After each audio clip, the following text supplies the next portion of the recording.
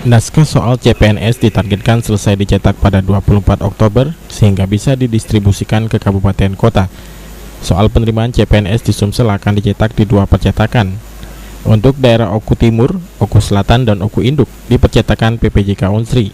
Sementara naskah soal untuk Ogan Ilir, Oki, Lahat, Pagar Alam, dan Lubuk Linggau di percetakan Balai Pustaka. Soal kompetensi dasar dan kompetensi bidang penerimaan CPNS dibuat oleh perguruan tinggi negeri. Kemudian soal tersebut diserahkan kepada lembaga sandi negara.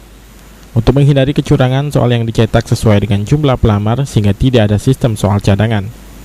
Pemerintah sendiri menjamin pelaksanaan penerimaan calon pegawai negeri sipil Sumsel yang akan dilaksanakan 3 November mendatang akan lebih bersih dan bebas KKN.